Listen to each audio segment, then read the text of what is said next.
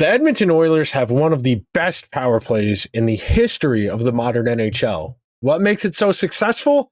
On today's edition of Locked On Oilers.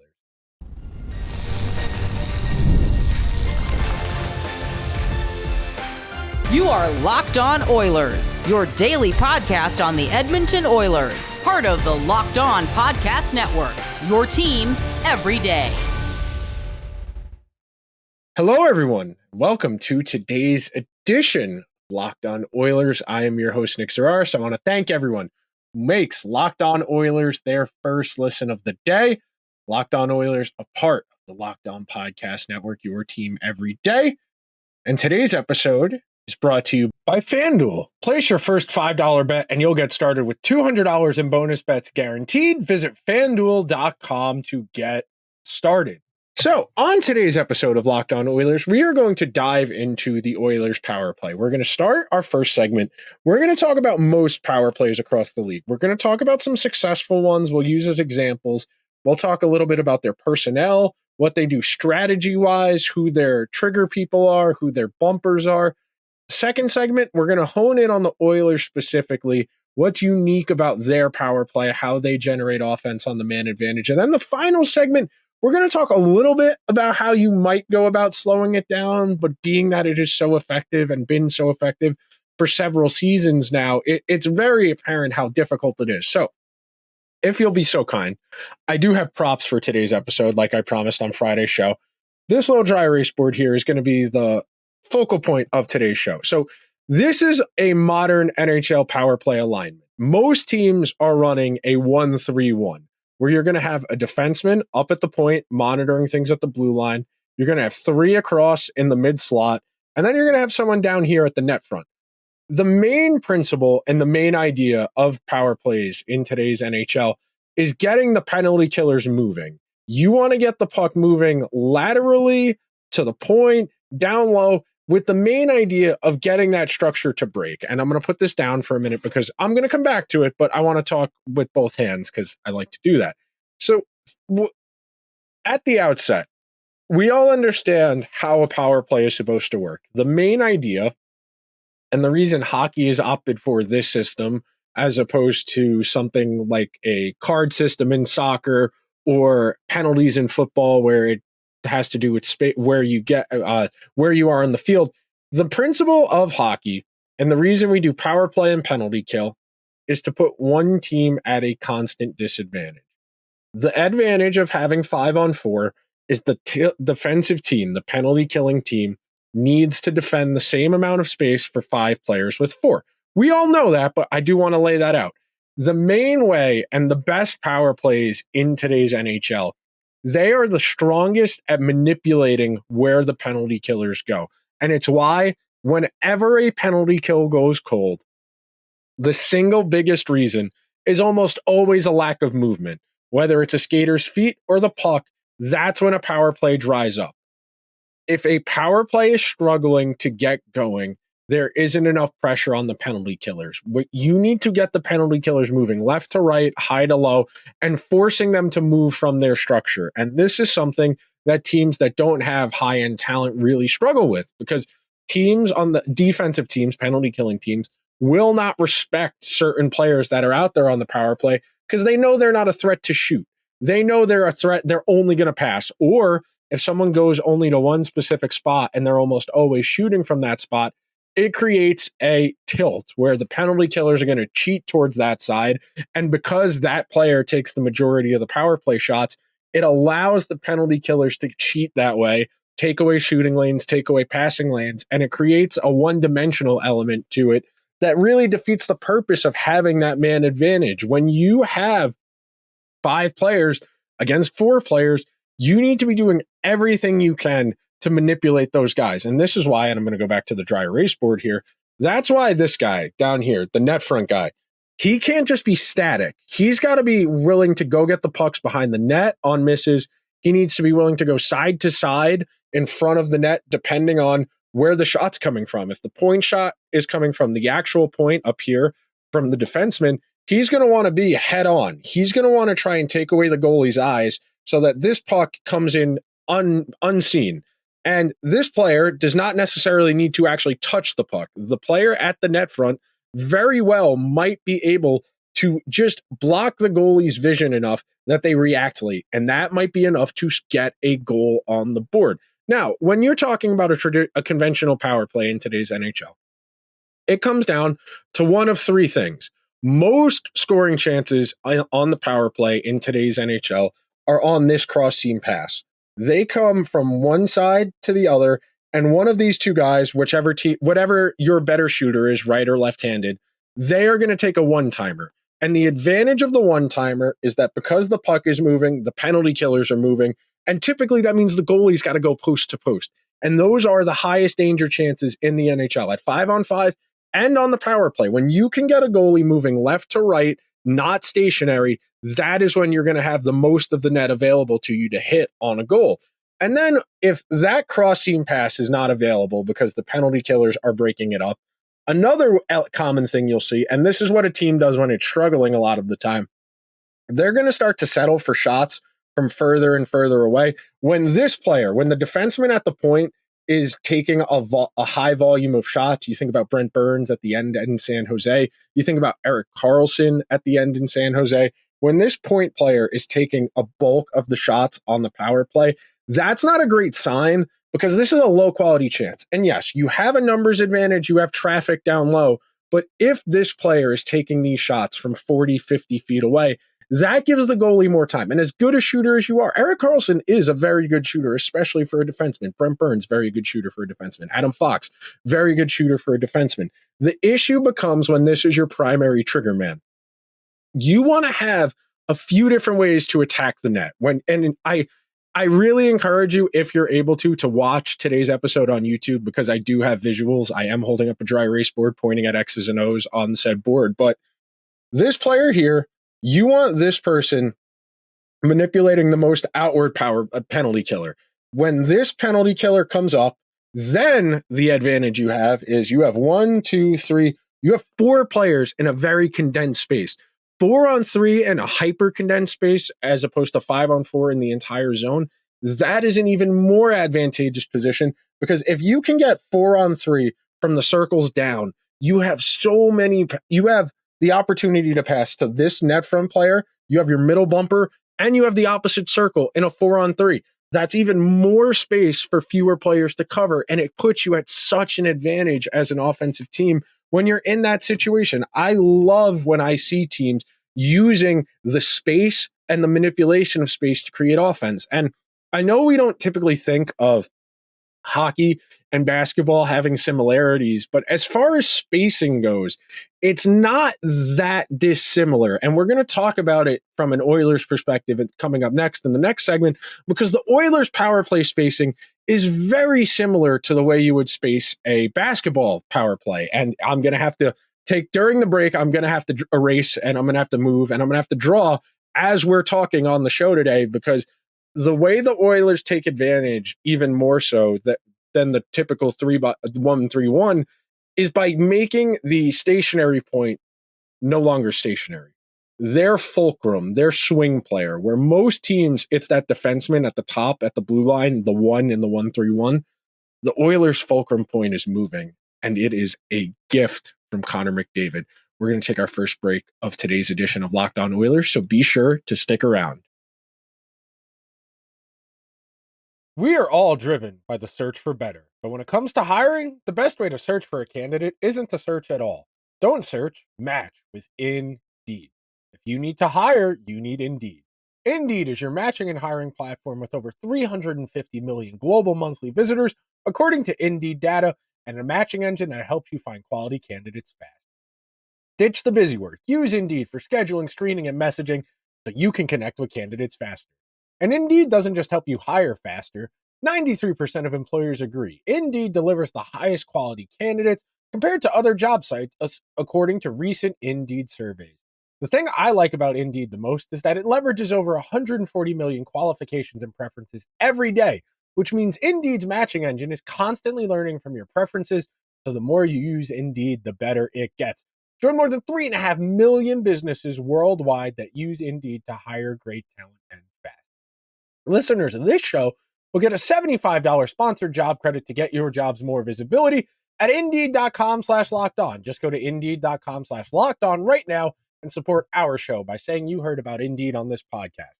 Indeed.com/lockedon. Terms and conditions apply. Need to hire? You need Indeed. Thank you to everyone who is listening to today's edition of Locked On Oilers. Thank you to everyone who is listening to today's edition of Locked On Oilers, helping you try and get through those Monday blues. You shouldn't be that blue because we have real Oilers hockey this week. So moving along in our conversation about power plays and what makes Edmonton so effective. You heard me talk a lot about getting the goalie moving left to right in that first segment and getting the penalty killers out of structure so that they have to keep moving because of where the puck is. When you get it to a 4-on-3 or a 3-on-2 compressed down low around the net front, that's even more difficult for a goalie to track because they have to move back and forth as that puck moves laterally. So I'm going to pull my dry erase board back up here, and I have numbers drawn on the board now because we're talking about the Oilers specifically. So we've got Evan Bouchard up at the point. Nuge is the bumper. He moves around. Hyman's on this back door, and Draisaitl's here.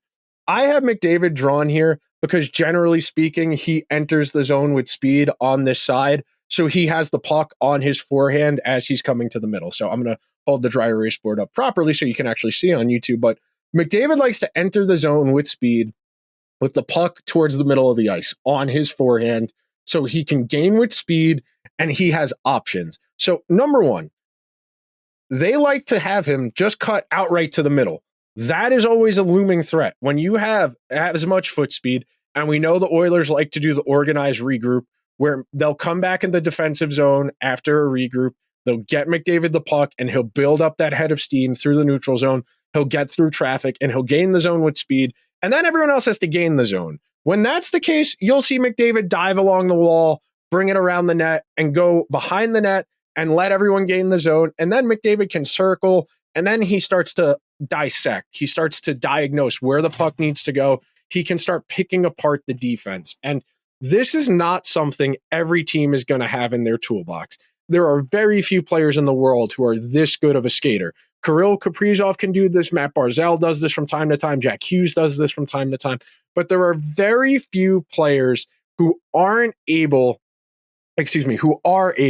to do this. So we talk about it. McDavid gains with speed. He has the option to cut to the middle or he can cut to the wall, and he can let everyone catch up, which is what he'll do when he cuts to the wall. Or if he dives to the net, he usually has somebody on the offside, usually it's Hyman, and we're going to talk about Zach Hyman in a little bit. But when McDavid cuts, he's down low. That opens up the back door to Draisaitl down there. That opens up the back door to Hyman. We saw how many times did McDavid gain with speed, get this puck over, and because the defenders are coming over to McDavid, they're coming this way, they're trying to cut him off at the circle, he gets Hyman on the back door. And one thing they have here, because McDavid is able to get the puck into this high danger area with speed, it forces the penalty killers to make decisions faster than they want to. It forces penalty killers to get in on those guys. And because of that, it gives Nuge a lot more room. It gives Draisaitl a lot of room. I don't think people understand how difficult a shot this near post short side goal is that Draisaitl really has gotten down to almost a science this year. When McDavid is able to cut to the middle, he has the option to go here and Draisaitl down low, even down here. Even if Draisaitl is on the goal line, he is still a threat to score. And that makes all the penalty killers come to this side. And as we've talked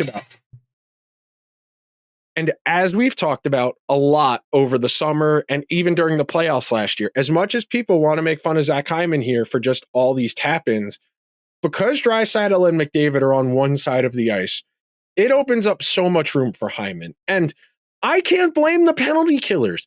If my choices are leave Zach Hyman unmarked on the back door, or pressure Draisaitl, or pressure McDavid, you got to pressure the puck carrier because that's where you start to get picked apart. Because let's say you want to play this conservatively if you're a penalty killing team and you want to try and maintain that box alignment where you got 1, 2, 3, 4, or if you want to do a diamond of a 1, 2, 2, 1, 2, 1, even if you do that, let's say you have that diamond. If McDavid is here, that's going to bring two guys to the side. You're typically going to have one defenseman and the most outward player. That's typically how a penalty kill structure is going to work. The most outward penalty killer is going to be assigned to pressure the puck. And their goal is to try and keep that player moving. And I'm going to put the dry erase board down for a second here so I can focus on maintaining some semblance of a coherent thought, because I do get distracted, as most people are going to be inclined to do, because we have a lot going on in all of our heads. But when you're able to break guys out of that structure, that's where the Zach Hyman backdoor opens up. That's where Nugent-Hopkins in the bumper spot opens up, because then McDavid has two options. If he pressures the net, if he skates to the net front and they take that away, they cut him off, he can get the puck to Nuge, who's in that bumper spot, and that's going to pull defenders and the goalie to the opposite side. And because of that, Draisaitl's going to be open on the front side. Yeah, they can take away Hyman, but Draisaitl's open on the other side, and he's a great shooter. Or one other thing they like to do, McDavid will take this puck behind the net. Nuge will come down here. He'll be open. And because the puck is over here, the penalty killers are going to have to come back to this way. And then you've got the wicked cross seam. If you get the puck to this side, that opens up Draisaitl. If the puck is on this side with Draisaitl and McDavid, when they get in the zone, you've got Hyman on the back door. It creates a real pick your poison scenario that there is not going to be an efficient means of slowing down. When you look at this lineup, the Oilers' ability, and I haven't even mentioned, the Oilers also have Evan Bouchard, who can score 15 goals in a season as well. So if Bouchard shoots, that opens up the flanks. If the flanks are shooting, you have Bouchard. If the flanks are shooting, you have Draisaitl. And when you have a power play where all five guys are dangerous enough to score on their own right, that's what makes the Oilers' power play so special. And because the Oilers are not dependent on the traditional, what we were talking about in the first segment, the 1-3-1. When you're in a 1-3-1, you're typically going circle, point, circle, back across, one-timer, shot on net, try and recover, reset. Because McDavid is such a strong skater, the best in the world, the fulcrum point of the power play can be anywhere. If McDavid's here on his forehand at the top of the circle, he can get this to Draisaitl down low, or he can get it across to Hyman, or he's got Nuge in the slot, because the defenders all cheat that way. If he doesn't have anything, he can lay it back off to Bouchard at the point. Bouchard can queue up to shoot. That's going to allow the power play down here to reset. And that's the key. The key to a successful power play in 2024 in the NHL, it's to move the puck and manipulate the defenders. If you allow the defenders to hold their ground, you are not doing an effective job of running a power play. You need to put your guys in a position where they have options. You never want to fall back on, well, we got a great shooting defenseman, he'll take our shots. Or we got a great trigger man, we got Mika Zibanejad, he's going to shoot on net every single time. The Oilers have five guys who are all liable to score anytime they touch the puck. And one last thing on here, if you're watching over on YouTube, I want to make sure I'm holding this up right. Because we're coming in with speed here along the wall, and you have penalty killers who feel they have to hold the net. And that's another element of this situation. When these guys are holding as opposed to pressuring, that opens up more space for those guys to fill in. And it puts a lot more stress on individual players on the penalty kill to make an individual decision. That is where you get guys out of structure. If you hold the puck in a sensitive area of the ice, you're going to get someone to come out of their structure to pressure you. And that's where you can pick it apart. And it's what makes the Oilers' power play so lethal. We are going to take the final break of today's show. When we come back, we're going to talk about this purely from a efficiency standpoint and how you might go about stopping it, even though there really isn't an efficient way to slow it down. Coming up next on this edition of Locked On Oilers. Hey, NFL fans, you can start the season with a big return on FanDuel, America's #1 sportsbook. So when you get a hunch in the middle of the game, you can check out the latest stats, view live play-by-play, and so much more on the same page where you place your bets. You'll get started with $200 in bonus bets, guaranteed when you place your first $5 bet. This week on Thursday Night Football, we've got the 49ers and Seahawks, old school NFC West rivalry, the 49ers opening at 2.5-point road favorites. Other game, I am very excited to see Buccaneers going to New Orleans to take on the Saints. Buccaneers 2.5-point underdogs on the road. And then in the NFC, the Detroit Lions going down to Dallas, 2.5-point road favorites at the Cowboys. Go on over to FanDuel.com to get started. Thank you to everyone who is listening to this Monday edition of Locked On Oilers as we try and power our way through the last few days without regular season Oilers hockey as we talk about and diagnose what makes the Oilers power play so effective. So I am not telling you I am qualified to be an NHL head coach. I am not. I do not have the requisite experience that goes about being a NHL head coach. I play a lot of the video game. I play roller every now and then. I play at open skate every now and then. I'm going to tell you what I would try and do. And look, I understand that a lot of this is going to come down to whether or not you can force McDavid to move the puck before you want to. And there are guys out there who, as penalty killers like a Sasha Barkov, a Nico Hischier, who are going to be able to keep up with McDavid more or less, keep him within reach, and be able to box him out and keep him to the outside, because that's your limit. If you can keep him to the outside and force him to get rid of that puck before he wants to, that's where you can have opportunities. So this is without arrows. I have McDavid on this side because this is generally where he's going to enter the zone on his strong side with puck on the stick. You got Bouchard at the point, Nuge on a flank, and then Hyman down at the bottom, Draisaitl at the top. So you got the one-timers here. Draisaitl's your one-timer, Hyman's your tap-in, Nuge is your reset, Bouchard's your point trigger, and then McDavid can be anywhere on the ice, and he's liable to shoot or get the puck to another player. So if I were a defender, I would be trying my best, and this is the most important element of this. You can't give clean zone entries. And when the Oilers are able to gain the zone with speed, like we were just talking about, it's really difficult. Your best bet as a penalty killing team, you want to probably go, and this is, not the best art. You probably want to go 1x3 in the neutral zone. That's probably your best bet to at least slow the play down as it's building up, because McDavid's coming with that full head of steam. And you want your most outward guy closest to the boards to angle him towards the wall. If you have the 1x3 in the neutral zone where your 1-4 checker is trying to keep the puck carrier from building up a ton of speed, you have the opportunity to force him to funnel the puck carrier to the outside. Then, if you have that option, let's say you actually do get this puck, you force McDavid to deviate and you force him to go to the wall. Okay. If your defenseman is able to get over and cut him off at the wall as he's trying to gain the zone, he at least moves the puck. If McDavid doesn't gain the zone with speed, you have won half the battle already. Because when he gains the zone with speed, he can just take it to the net himself. It is a very short series of strides for Connor McDavid to go from your blue line to your net. The other thing you can do, and of course this is a lot more challenging because it requires you to have really strong skaters, you got to try and force this puck to go here and here.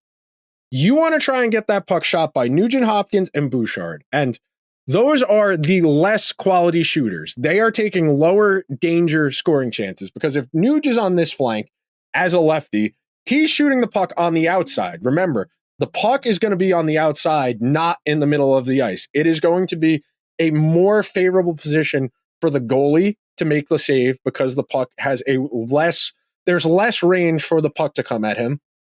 If Nuge is shooting from here, this means Hyman's in the way. The defenseman that's marking Hyman is in the way, and that creates traffic. Now, that works against the goalie because he may not be able to see the puck, but with traffic, you typically get congestion. That means the puck's not getting all the way through. That means the puck isn't going to have as much juice on it because it's going to get tipped on the way in. And it's the same thing up here with Bouchard. Yeah, he might get a clean line of sight on the goalie, and the goalie might not see, because if Hyman's here and Draisaitl's here, you're going to have two defensemen marking somewhere in that middle where they're trying to take away those cross-seam flank shots. But if Bouch is shooting from the point, he's got to make a decision. Do I want to get this puck to Nuge? Do I want to get this puck to McDavid? Or do I want to try and thread it to Draisaitl? Hyman is really only a threat when Bouchard has the puck if it's a point shot and they're looking for a deflection. Hyman's not bad at deflections. He's not Kreider. He's not Anders Lee. He's not Joe Pavelski. But he does have the opportunity to shoot this puck. If you get Bouchard to shoot on the Oilers power play, that's a win for you. If Nuge shoots for you on the power play, that's a win for you. If Hyman, Draisaitl, or McDavid shoots for you, that is not what you want on the power play. And structurally, there's not a lot you can do because McDavid is moving. He's not just stationary here. McDavid is flank, behind the net, opposite flank, back at the point, and he can thread that puck anywhere. If he has the puck here on the opposite point where he's on his off, where the puck is going to be against the wall and he's shooting towards the middle, well, we know he's not going to shoot towards the middle, but if he darts from that direction, he's got Draisaitl down low, he's got Hyman on the back door, and no matter what, he can get the puck there. That's what makes this so dangerous. You know, if we were talking about the Bruins, who have a pretty good power play, you know, you got Pasta on the flank for the one-timer, you got Marchand on the opposite flank and crashing the net front, you got McAvoy, you're going to have Elias Lindholm in the bumper spot. You have talent there. But because the Bruins play a more traditional power play where they want to get this puck to Pasternak on the one-timer, or they want to get it to Marchand down low for the jam play where they're going to win that numbers advantage where it's 5-on-4 and then they get it down low and it's 4-on-3. That's somewhere where Marchand, even though he's not that big a guy, he's not that strong, he's able to get to where he needs to be on the ice and make plays for himself and for his teammates. And the Oilers have this luxury because they have all-world talent. The other teams that are able to do something similar to this, like the Devils can do a reasonable facsimile of this because Jack Hughes is a strong skater. You have Dougie Hamilton on the blue line. You have Andre Palat, who can be around the net front. You have Timo Meier, who can be around the net front. You have Jesper Bratt, who can be moving everywhere, such a strong skater. The Rangers, similar to the Bruins, they're going to be at one spot. And the Lightning, who had the most efficient power play in the regular season last year. Kucherov in the McDavid spot, where Kucherov is a threat to shoot, he's a threat to pass.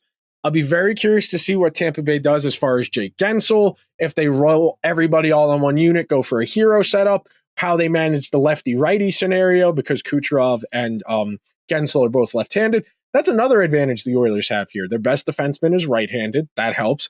But their best goal scorer last year, at least, is right-handed. You have a 3-2 alignment where you have 3 lefties, 2 righties.